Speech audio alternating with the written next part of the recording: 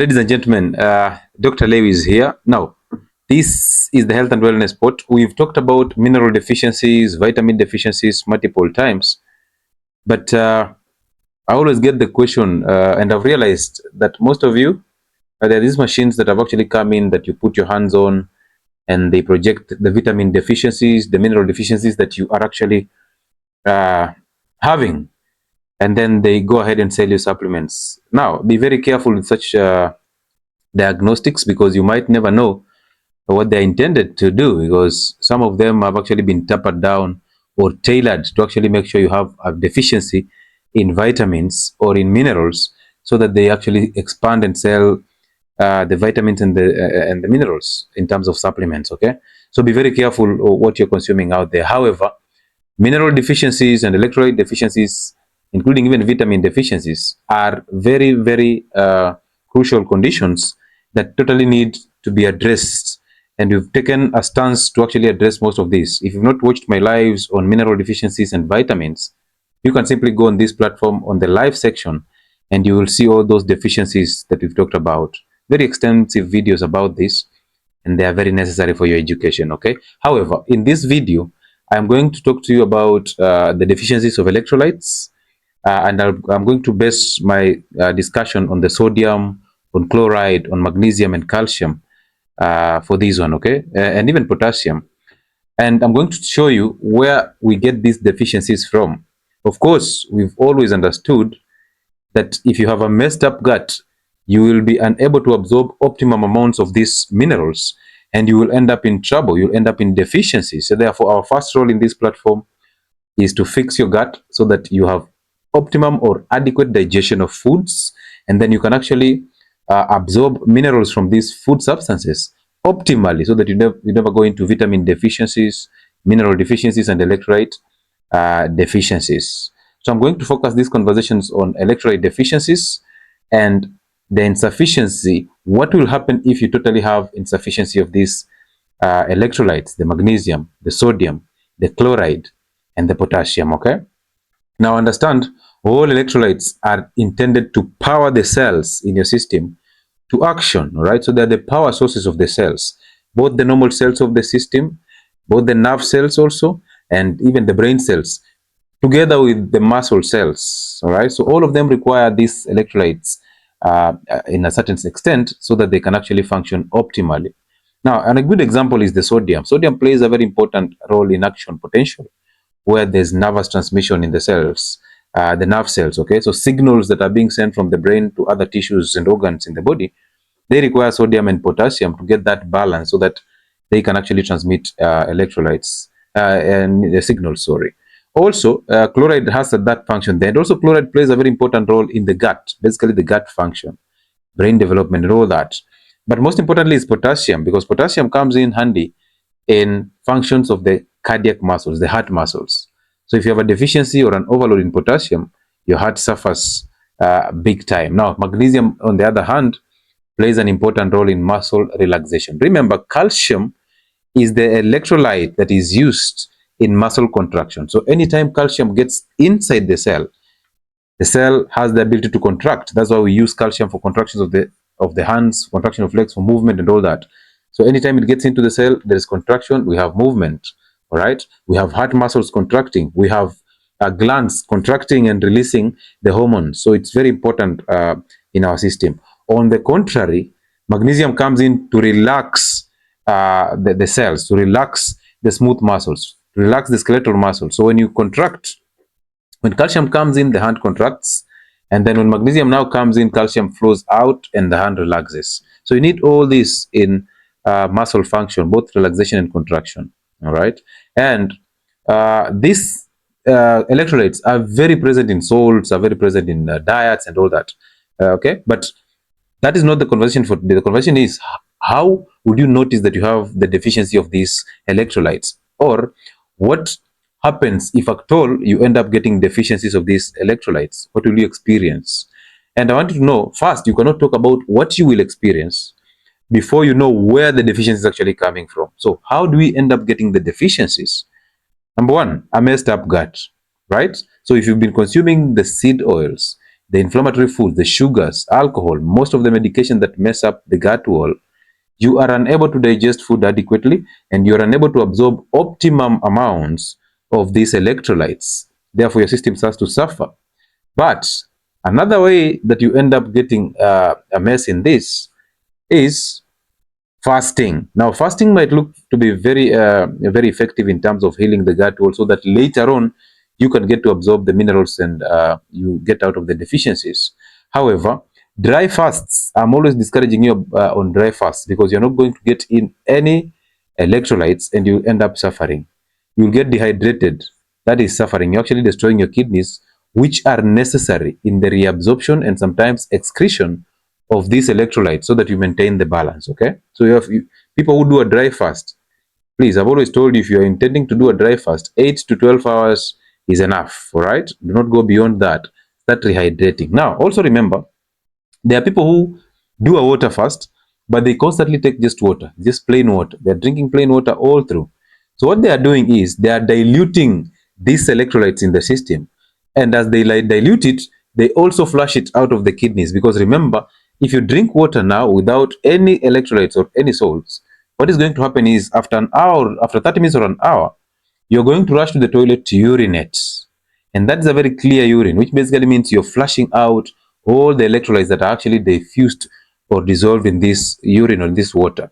Sodium being one of them. And that's why most people, they end up experiencing severe headaches, even though they're hydrating during fasting.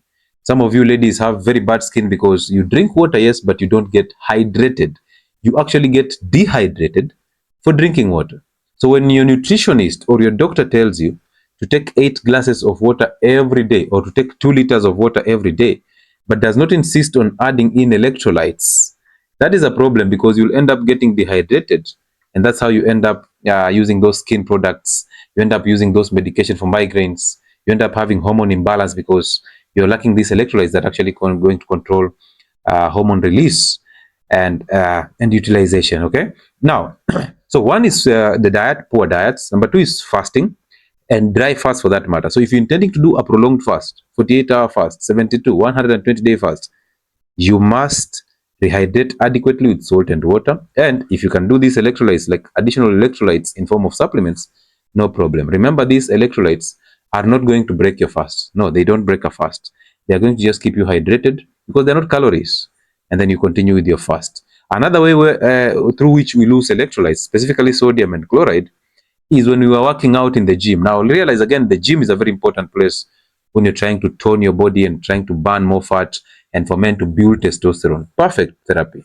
However, if you're going to the gym without hydration, you're going to the gym and you're doing heavy exercises and you're sweating so much, you're basically losing a lot of sodium and chloride, and that is going to get you into dehydration. That's why we encourage you to carry your water plus salt into the gym, instead of carrying those protein shakes, instead of carrying those energy drinks, which have sugars that can actually destroy your kidneys and your system entirely. Another way where we lose how we lose these electrolytes, and specifically potassium, chloride, and sodium also, is through either vomiting or diarrhea. Now, diarrhea and vomiting can take you out very fast. I know at this moment in time, there's, of course, vaccination programs going on for typhoid and all that. A time back, there was a vaccination for cholera, which is okay, okay, because the intention is to prevent the occurrence of cholera, or to empower the body with antibodies, the immune system, to actually fight cholera if at all you get an exposure.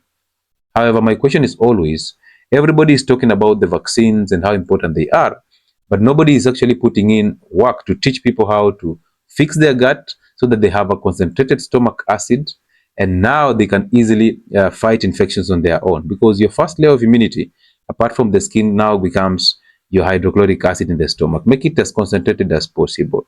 Also, nobody is focusing their energies on teaching people how to improve sanitation and hygiene. So this is basically trying to tell people, you know what, you can have the life that you're living without having to worry. We have a vaccine for you, so it will protect you from even bad sanitation. Vaccines are not coming to clear your kitchen, that is one. They're also not coming to clear or teach you about sanitation. So as much as you want to consider a vaccine because it's an easy way out, please focus on the basis. So diarrhea and constipation can take you out. That's why cholera, when you start diarrheaing that rice looking like water, you get out so fast. About 48 hours, somebody can actually be gone because you're losing a lot of potassium, and that is going to affect your kidney function and also the heart function. So you can easily go into a shock or a heart attack, and that can be basically death. You will die. All right. Also, when people are consuming high carbohydrate diets, now this one might come as a shock to you. Those who are addicted to carbohydrates, you might start thinking, how are sugars related to electrolyte balance? Realize this, that one, when you are having insulin resistance, which is coming in as a result of excessive consumption of carbohydrates, what is going to happen is insulin retains sodium and chloride, and that's how it retains water. This is how you end up raising your blood pressure. And this is the reason why they constantly blame salt for what sugar caused. Remember, you have retained water and chloride, water, sodium, chloride, because when you retain sodium and chloride, water also is retained. Now you start having edema, you wake up with puffy eyes, you start having high blood pressure. This is not a salt problem, no. This is an issue of the kidneys as a result of insulin resistance. So it is actually a sugar problem, because when you have sugar problems, insulin resistance comes in. Now your kidneys are malfunctioning, and now you retain sodium and water, and now your blood pressure goes up. Okay, and then remember this, that for you to store sugar in the body, you need potassium. For example, sugar is stored in multiple forms. One is either glycogen in the liver and in the muscle cells, and the other one is fats in the fat cells. For you to actually make this glycogen, because glycogen is actually sugar clogged together and then with a lot of water, right? So for you to actually make sure that you store sugar in form of glycogen, you need potassium. And this potassium is actually sucked, the glycogen sucks potassium from the blood, and now you have a lot of potassium accumulating together with the sugars in the liver and in other places where it's actually stored. And this can actually bring in uneven heart rates and a lot of problems. Okay, so now there's no potassium that to be utilized by the heart muscles for contraction and normal heart rhythms, and that brings a problem. So therefore, high carbohydrate diet is a problem to your system generally. All right, now you understand. The last part or the last cause, maybe last or but not least, these are the ones that I've actually found out and I thought is important for you to know, is medications.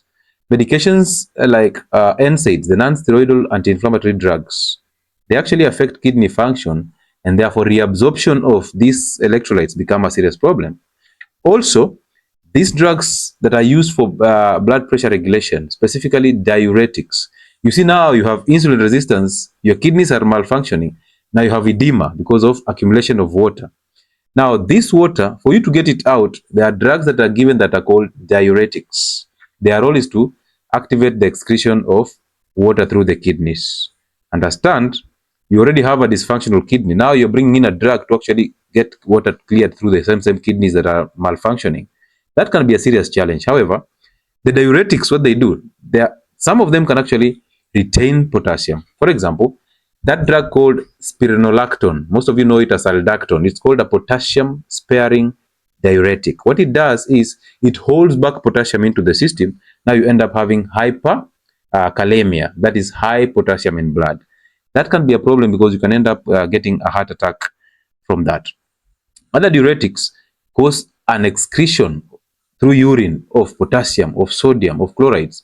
Now you end up getting these deficiencies in the system. So those are the ways in which you end up getting deficiencies or excess of these electrolytes in your system. Now, what will happen if you have all these electrolytes building up? We've talked about kidney functions before, and possibly those who actually watched that video on kidney function, they understand the acronym that we used, the await bed, the functions of the kidneys. But realize this, one, if you're holding back on potassium or you have low potassium levels, you're going to have something called arrhythmias. Arrhythmias is uneven heart rates, all right? So you're going to have this abnormal heartbeat, heart rhythms, an increase in pulse rate as a result of either accumulation of potassium or deficiency of potassium. Number two, fatigue. We all know that sodium and potassium, they are involved in synthesis of ATP from glucose. So for you to actually get energy from that food that you've consumed, you need sodium and you need potassium. There is a pump that is involved in this process that is called sodium potassium ATPase. So there's a pump and there's also an enzyme that is involved in this, and this enzyme requires a lot of sodium and potassium. So if you end up having deficiency in sodium and potassium, fatigue is coming in, those headaches are coming in, the weaknesses. And this is also experienced by some people who are actually transitioning from a carbohydrate diet into a keto diet, okay? Because they'll end up having this. So when you're having these keto diets and you're experiencing that fatigue, it's also called a keto fatigue. This could be also the problem in that one, okay? Because there's no glucose coming in as such. Now the body is transitioning into burning fats to give you ketone bodies, and that brings you those problems. Now, also dizziness and dehydration because of low potassium and sodium, sorry, sodium to be specific, leave alone the potassium. For dehydration and dizziness, sodium is actually the one that is playing a part here. So if you are experiencing this dizziness all the time, you need to check your electrolyte levels, basically the kidney function tests. An increase in heart rate, we've talked about that, and muscle twitching, and sometimes cramps. You have these muscle cramps when you're sleeping. There are people who experience severe muscle cramps when they are sleeping. It's time for you to check your potassium levels or your kidney function tests. Constipation. Now, realize this. Magnesium salts cause diarrhea, right? So those antacids that you're using that are magnesium trisilicate and all that, magnesium salts are very well known to cause diarrhea. So if you have excess of magnesium in your system, specifically the gut, diarrhea is coming in. And calcium salts are known to cause constipation. All right. So that's beside the point, but understand that if you have high calcium in the system, constipation is going to come in. Magnesium salts are going to cause you diarrhea, but deficiency of those can actually lead you into diarrhea and sometimes constipation. Okay. And then, of course, the headaches as a result of sodium deficiency. Shock is part of this, all right? And brain swelling. By the way, did you know that when you have low sodium, you might end up having a swollen brain? Let me explain to you this. What happens is, when somebody is taking in just a lot of water and flushing out sodium, if you take so much water in a day, what will happen is you will flush out so much sodium and you'll end up in hyponatremia. Hyponatremia means low sodium in the system or in blood. When you end up having hyponatremia, potency of the brain starting to swell is very high. The brain will swell. You'll have a big brain. Now, having a big brain doesn't mean you're now starting to think wide. No, it basically means you're actually getting into sodium deficiency, and that can be life-threatening. Again, low calcium levels. Remember, calcium is involved in blood clotting cascade. So for you to have blood clotting, you must have calcium. So a deficiency in calcium, you'll end up having muscle problems, no contraction of muscles, so muscle relaxation. You'll end up having blood clotting problems, so your blood cannot clot because there are no development of the clotting factors. And then for potassium, sodium, and sometimes chloride, you will end up having either a messed up gut or nerve transmission problems. Numbness is coming in, poor transmission is coming in, so therefore somebody can actually put a hand on a pan and there's no signal to actually release that hand. Now you end up getting into more problems in terms of that. So I thought that you should know. So those are actually some of the things that you should look up to. If you're having abnormal heart rates, having a lot of fatigue, even though you slept, having dizziness, these headaches all the times, and the migraines, and women, if you're not on contraceptives, hormonal contraceptives for that matter, you should consider checking your kidney function tests. Constipation every time, all right, and blood clotting problems. You cut yourself and the blood cannot clot. You cannot form that clot to actually protect you from bleeding excessively. And then must be the numbness, the tingling, the burning feet, and all that. You simply have to check your kidney function test.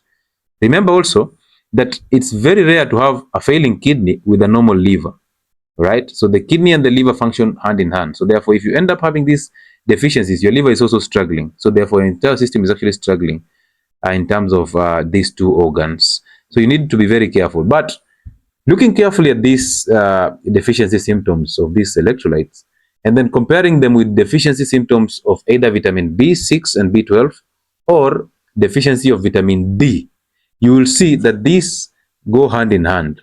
So that means for you to actually have a good profile in terms of your electrolytes, you need to check your kidney function test, you need to check your thyroid, you need to check your blood sugars, you need to check your liver function tests, you need to check your vitamin D, and then you need to check also your vitamin B6 and B12 deficiencies. So once you have all this, it's a larger picture. So you see, you cannot put a finger on one thing because the symptoms are very wide. So once you have this in order, you have all the tests in order, now you can consider any other therapies. But if you check all those, you realize that some of them are deficient and therefore you simply fix. You either use a supplement as you fix the kitchen, or you can simply jump into the kitchen, drop all the inflammatory foods, fix the gut, start fasting schedules, rehydrate while you're fasting, and then consume a lot of animal proteins, which are very fatty, the green leafy vegetables, some nuts here and there, and avocado is your only fruit. and all this will just stabilize within a very short period of time. So I thought you should know.